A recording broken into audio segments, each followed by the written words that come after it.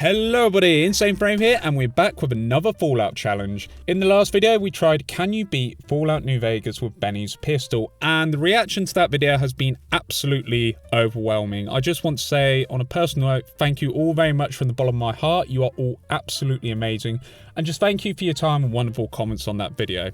Anyway, let's get back to it. Today we're going to do a very similar challenge in Fallout 4, but much less brutal. And the challenge is, can we beat Fallout 4 with a pipe pistol? Now, pipe weapons in Fallout 4 are low tech and widely available.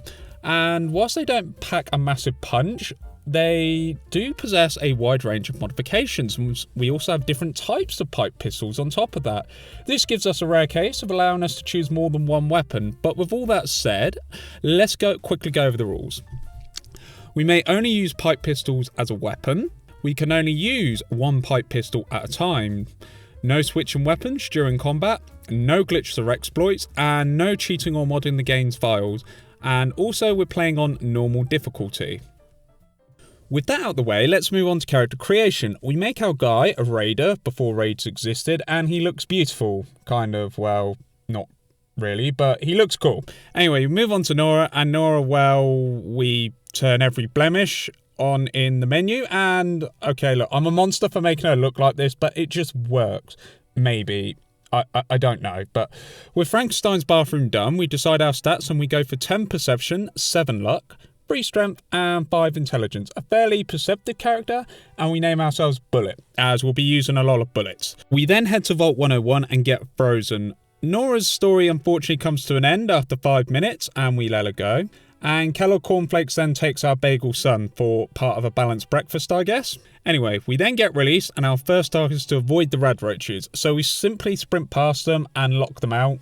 We repeat this a few times until we get to our Pip Boy. We then open the vault, and we get greeted with the Wasteland, which is exactly what you would expect. We beeline our way to Sean's special book and increase our agility to agility.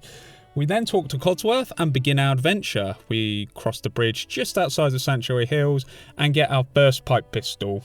We then meet Dogmeat, who's very fluffy, and we're taking him because look at that face. And we deal with some mole rats and get our first settlement, which is the Red Rocket Truck Stop, which is really, really good. We carry on to Lexington and we get lucky and we find a 45 pipe rifle. And the best part about this is all we need to do is take the stock off and we can use it as a pipe pistol revolver, which is a really, really good early find. So we scrap our old pistol, modify the pipe rifle to be a pipe pistol, and we're pretty much going to use this for the rest of the run now. Needless to say, this is an absolutely amazing find for us.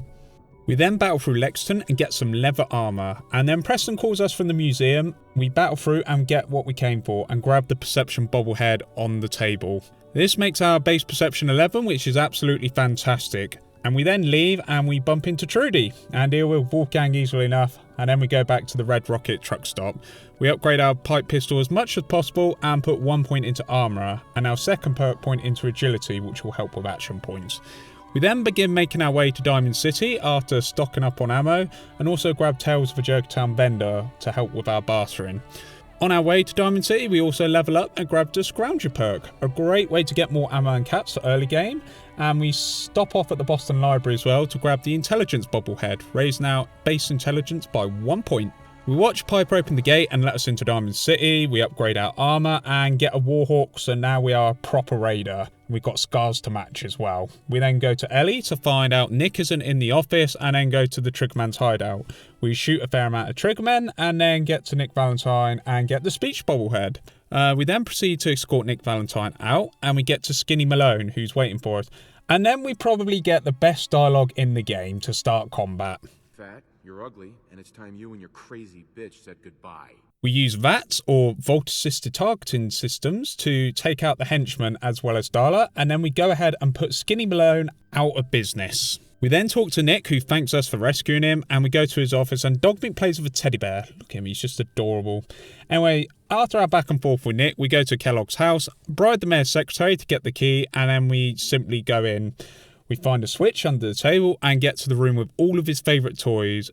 In a weird raid of sense, we raid everything that's useful to us, and then Nick takes his leave. We then make Dogmeat wait for us, and we go back to the Museum of Freedom to meet with the Minutemen who we passed off earlier. mainly because I wasn't sure if we could do, I guess, the mini boss here, which is the Death Claw, because we had very limited ammo. But we have gained a few levels and we got some ammo, so we used the Crash Vertibird onto top of the roof, and we avoid taking the power armor and drop into the church and engage the raiders on the ground. We did leave a couple of raiders alive for the Deathclaw to munch on, and we put a lot of bullets in the Deathclaw. We use that to great effect, and we shoot our devilishly friend here in the face. Whilst keeping our distance, we level up after the fight, and we put our 3, yes that's right, 3 level ups, all in agility, making us have a total of 6 agility, which is really, really good. We then get the Minutemen on their feet at Sanctuary Hills and get enough XP for a level up, and we go for Scrounger level 2, sorting out ammunition problems and cap problems for the rest of the run. We do a few side quests and we take out a few raiders, and we level up again for another point in agility, making a total of 7. We then go return to Dogmeat and begin the trail to Fort Hagen. We take out quite a lot of opponents, and then once we get to Fort Hagen, we deal with the security in the form of turrets, and then we get inside without any issues. Once we're inside of Fort Hagen, the simps here deal a lot of damage to us, but as long as we shoot their arms off and bats, they don't actually do too much because they then drop their weapons. But they then try to melee attack us, but a couple of shots in their head or their chest and they go down. Not too difficult. However, before we face Kellogg, we make for our ammo run, and then we return to confront Kellogg cornflakes. Now, I didn't realise, but this is actually a really difficult fight for us, as we didn't put any points into endurance, and Kellogg hits us really hard. We attempt this several times, and Kellogg's grenades pretty much one-shot us, and his pistol 3-taps us. Not spec'ing into endurance was a costly mistake on my part, but persistence is our friend here, and eventually after a few attempts, we ease it out, and we use our VATS to pretty much nuke Kellogg down. We could run down the corridor and ambush him, but that kind of feels cheap. So we face him head on and eventually take him out, heavily relying on bats and staying in cover, but then we manage to beat him in the end, and then we get to the terminal and we get information on our son Sean. We then get the Brotherhood shut with their airship in amazing fashion with vertibirds in tow. We head back to Nick Valentine and tell Nick that Sean has been handed to the Institute. Nick then has the idea to use Kellogg cybernetics to access his memories to find the Institute. We also level up and put another point in agility, and we upgrade our armour to improve our defence, and then do more side quests and gain another level up. This makes us have our final point in agility, so that's now a 10 out of 10 in agility, which will make our AP really strong along with a high perception. So this means that we're going to be hitting very hard and very fast in VATS now. We then proceed to the Cambridge police station to help the Brotherhood to steal, and we come across Paladin Danse, who gives us a mission to aid him. So we tag along and we head into ArcJet Systems. Paladin Danse monologues to us for a bit. We use the terminal and are ambushed by a bunch of sims, and then we take them out using VATS. We encounter more sims and then get to the engine room, and Danse gets stuck on something. Well done, Todd. Well done. 10 out of 10. We watch Danse fight for a bit and then use the engines to burn everything into molten metal, apart from Paladin Danse, apparently. And we check if he's okay, and taking the lift, we meet more sims, dismantle them, and then we take the deep range transmitter. This is the thing we came for, and then once we're outside, Paladin Danse gives us his rifle, which, in all honesty, we'll probably sell. And then he gives us the thing that we're after, a invitation to the Brotherhood to steal, and then we complete the mission. We then go back to the station and say hello to our new squad mates, and they assign us some side quests, and we kill a bunch of ghouls and get an artifact called the haptic drive, so all is well, and then we hand them all in and then put our level ups into Gunslinger level 3 to help our damage with our pipe pistol. We then go for a ride in a vertibird and then go aboard the Pride Wind and meet Elder Maxon. Elder Maxon also makes a speech, and Dogmeat pays attention like a good boy.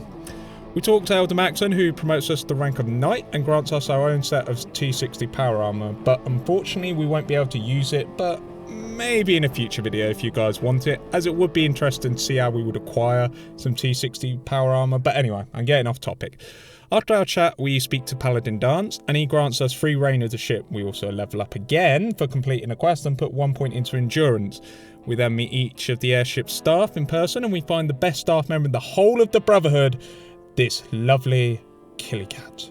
Elder Maxon then asks us to wipe a bunch of super mutants out from the face of the earth and wants us to board a vertibird. However, that would break the rules because we would have to use the minigun on the vertibird, so we have to go in on foot and manually wipe them out with our pistol. Dog meat even tempts us with a fat man, but we can't use it unfortunately. Bad dog meat.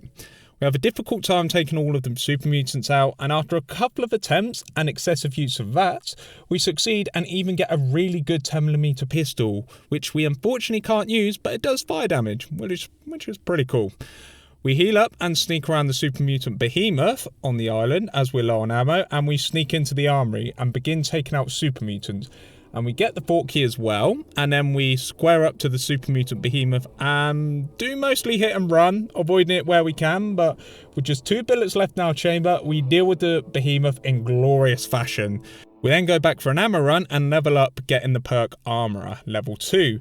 This means that we can now upgrade our combat armor and make it even more decent. After our supply run, we finish off the mutants in the basement, and then we manage to clear out the fort, and Paladin Danse is kind enough to come and visit us and tell us well done, and then we then report to Elder Maxon, who wants us to find a way into the Institute, so once again pointed towards Nick Valentine. We get to Good Neighbour and have a back and forth with Dr. Amari, and we sit down as well as Nick Valentine, and Dogmeat wants to watch, bless him. We then race through the memory sequence and we find out that the Institute had a scientist named Brian Virgil, and he's hiding out at a place called the Glowing Sea, so we need to go find him. We also find out that the Institute used teleportation to go to and from the Institute. We talk to Nick and thank him. He talks in Kellogg's voice, maybe to troll us, don't know, and we go on our merry way to the Glowing Sea. The Glowing Sea is exactly what you would expect: pools of goop with ghouls en masse who we shoot, rad scorpions who we shoot in the face, and then we find the children of Atom who tell us where Virgil is.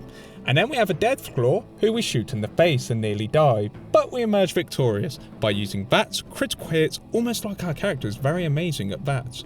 With all that said and done, we finally get to Virgil. Virgil is very cooperative with us, and we agree to help Virgil if he agrees to help us.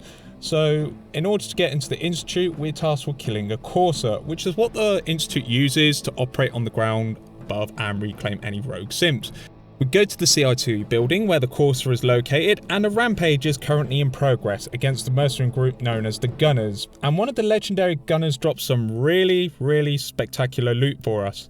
However, due to the nature of this challenge, I'm not 100% sure if using legendary weapons is allowed, so comment down below, but to be safe I drop the pipe revolver on the floor and carry on, as I feel that weapon would give us an unfair advantage and wouldn't be in good sport with this challenge, and you the viewers deserve full disclosure on this type of stuff.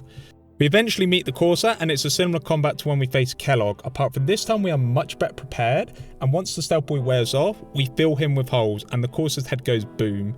We get his Courser chip, we then help a simp in need, and we go to Dr. Amari, who wants us to contact the Railroad, which I'm sure will go well as we are part of the Brotherhood of Steel. We then go to the North Church and go to the basement and come across a sign that we can rotate, and since we already know the code from a previous episode, we put in the code Railroad and gain access to Railroad's HQ. Now what happens next is purely by accident, I swear, but we accidentally shoot Drummer Boy in the dark before we meet with the Railroad NPCs, and we get into a firefight which quickly escalates and Glory comes out wielding a minigun, so we take cover and take pop shots, making the fall one by one. And with that we've defeated the Railroad High Command in a unique way, I guess. I genuinely have never done this before, so let's just roll with it. We go to Desdemona's body and we take her access to the Railroad HQ. We continue our rampage through the Railroad and manage to shoot everybody. And then we get a surprise as Pam is not actually hostile to us and we can actually have an interesting talk to her. We use Tinker Tom's computer and decode the chips ourselves, which is actually amazing. And we do the unfortunate thing to Pam and open fire on her, taking out her legs. And quite frankly, we are very merciless towards her, but we can't leave any witnesses as our job has to be done. We then make a sidetrack to Virgil, who's happy to see us and gives us the blueprints to the teleporter to get into the Institute, as we had just decoded the Courser chip. Shortly after, we report to Elder Max and he wants us to build the teleporter. We speak to Ingram and begin building the teleporter. Then we just need the piece of equipment, which is a biometric scanner, which we have to get at a hospital according to the quest. Luckily for us, we bump into some Gunners and their Mr. Gutsy had an unfortunate accident and we managed to get a biometric scanner from him. We then go back to base and build the console, and Elder Maxon then explains our mission, which is to locate and find Dr. Lee and recruit her into the Brotherhood of Steel. We then get a little speech from Ingram and then get teleported into the Institute. The first thing we do once we get into the Institute is we upload a network scanner. We then make our way into the Institute, and Father introduces himself to us via intercom and welcomes us into the Institute. We then see a child synth and we speak to him, but Father then walks in, who's the real Sean. And from this point on, to avoid confusion, we'll call him Sean, not Father, as we're his father and we don't need the confusion whilst reading the script. Anyway, we agree somewhat to Sean's demands and we meet with the division's leaders, Dr. Clayton, Dr. Justin Ayer, and of course our person of the hour, Dr. Lee. We ask her if she wants to rejoin the Brotherhood, and she wants us to prove Brian Virgil's death, even though he's alive and well, and she doesn't believe us. But we have to get Virgil's serum, so we might as well get 2 birds with 1 stone. We head to Bioscience and go to the FEV lab. We face a Assaultron and shoot out its legs, which is becoming a common thing we do with Assaultron models at this point. We finish it off along with a bunch of turrets, and shortly thereafter we arrive in Virgil's old office. We grab the holotape, Virgil's serum, and we return to Dr. Lee. She plays the holotape, and she comes to our way of thinking and realises the Brotherhood of Steel is the way forward, and comes back into the fold. We then get tasked by Father to reclaim a rogue synth, but before that we present Ingram her network scanner. We then report to Elder Maxon, who's being cautious about Dr. Lee and interrogating her. Ingram calls and unveils Liberty Prime before us, a wonderful Transformer robot in the Fallout universe, and we level up and get rank 3 in the Life Giver perk, letting us gradually heal. Although it's nothing to write home about, it is still something. We then convince Dr. Lee to work on Liberty Prime and pay a visit to Virgil and give him his serum. Also, he has a cat painting, which is simply adorable. Anyway, Dr. Lee and Ingram task us with building some parts for the Transformer Prime, and we need to go to a hospital and slaughter a throng of mutants. We do just that, build the parts and deliver them to the engineering department. We then ask what's next, and Ingram and Dr. Lee wants us to obtain nuclear bombs, as you do in the glowing sea of all places. Sure thing, you guys, nothing bad is going to happen to us, so why not? We then do the Institute mission to retrieve a synth, and in hilarious fashion we have a Brotherhood of Steel vertibird fire on the Corsa with us. They even invade the interior of the building we're meant to be going into. Hey, just keep shooting the Corsa. Got to admit, this is blimmin' hilarious.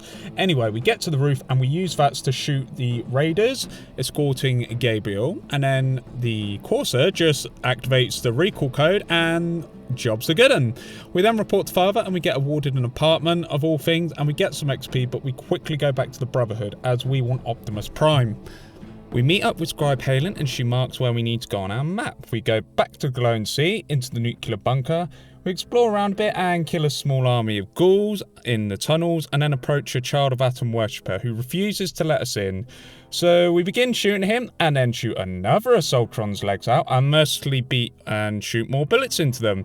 Then we go to the terminal that the Child of Atom worshipper was guarding and open the doors. We place the MacGuffin that Scribe Halen gave us and report on back. We then get Liberty Prime back online and Ingram is ecstatic. We quickly make a trip to Virgil, who's human again, and he looks pretty cool. Good going, Virgil. Then we meet with Elder Maxon, who has some pretty annoying news for us and states that Paladin Danse is a synth and that we need to pull an end to him. Okay, we find Quillin and he says that it's an exact match and Danse is 100% confirmed a synth. Halen then bursts in and questions our choices, but we all know that the cat rules all the Brotherhood of Steel abroad the Pride win. All hail the kitty. Scribe Halen then speaks to us in private and wants us to try and spare Danse, and then points us to his location. We then get to the top of the bunker that Halen marked on our map and meet up with Danse. We literally try everything to spare him, but because our charisma sucks, we can't talk him out of his decision, so we end up giving him a brutal execution. We also take his dog tags, and we then report to Maxon aboard the Pride win, and he is very strangely impressed and gives us a promotion and all of Dance's stuff as well, which is really kind of morbid, I guess. We then get our next mission, which is to destroy the railroad HQ. I think we've already done this. Maxon, you're an idiot. Anyway, we head back to the railroad and there's a few agents around and we quickly gun them down with little to no difficulty. And then we get to the HQ where all the bodies are still there, and as well as Pam. So we automatically fail Ingram's request, and I guess we complete the mission and level up. Ingram then says she needs one more piece for our transformer, and that's that she needs a nuclear power source. So we quickly grab some power armor for this next bit, just in case, and take a vertibird.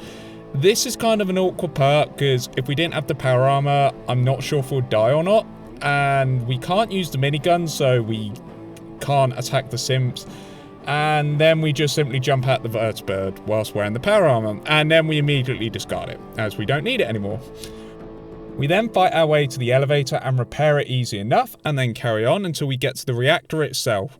I didn't actually know this, but there is actually a hazmat suit nearby. We pull it on and we begin going in and get the beryllium agitator, and we come back out and security has been summoned. We shoot as much as we can and as fast as we can into the robots and make sure the assaultron's legs have been shot out once more, and then we finish it and then we sit back and look at our handiwork.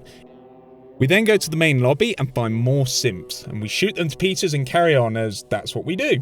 We go back to Ingram and she said she's ready with Liberty Prime, so we make our final preparations beforehand and we use our most recent level ups in the gun and nut upgrade, and we get rank 3.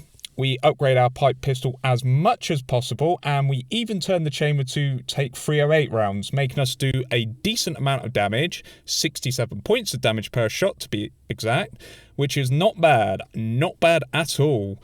We then activate Liberty Prime and see our transformer come to life. We immediately begin marching to the Institute's front door. Along the way, we even kill a couple of super mutant behemoths, or Liberty Prime does. It's still really cool to watch.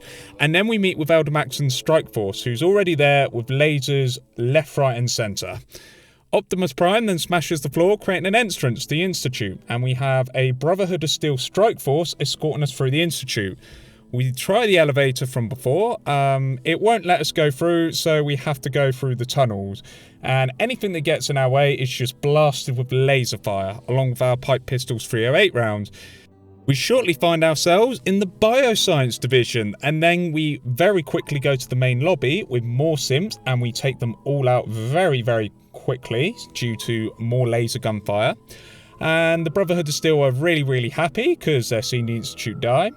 We then go override the security and see Sean, and we make our dinner roll son dealt with. We then, just to be sure, we empty even more rounds into him to make sure he's gone for good. We then make our way to the reactor and deal with any resistance in the way very rapidly, thanks to our allies, and we then place the charge in the reactor and Maxon gives us the green light. We're then teleported to the entrance and we get the child simp from earlier, and since Elder Maxon is present, we are kind of cruel to him and say to him he's not our son, and Ingram supports our case and is actually quite disgusted with the Institute. We then get teleported out and we appear at the edge and push the button to end the run, confirming, yes, you can beat Fallout 4 with a pipe pistol. Well, that was an interesting run. I didn't expect Kellogg Cornflakes to be the most difficult part of that run, but it definitely got easier after we beat him, and we got extremely lucky with our 45 pipe rifle that we stripped down and made into a pipe pistol. That was just an absolute godsend. And also, because we've managed to smash our subscriber goal, we're going to be going back to our roots and we're going to be going on Punch Club. Can we beat Punch Club with only improving one stat, which is going to be really cool, and don't know how that one's going to go, but it's going to be really fun. Anyway, thank you very much for watching, guys, and taking time out of your day to watch this. Like the video if you liked the video, subscribe to the channel if you're new, and please, guys, have an absolutely wonderful day. You guys are the absolute best, and the support you guys have been shown has been absolutely immeasurable. So thank you from the bottom of my heart. I really do mean that. You guys are just, I can't express into words how brilliant you guys are. Anyway, thank you very much for watching. You guys take care and stay tuned for the next one. This is Insane Frame signing out. Take care, everybody. Bye bye for now.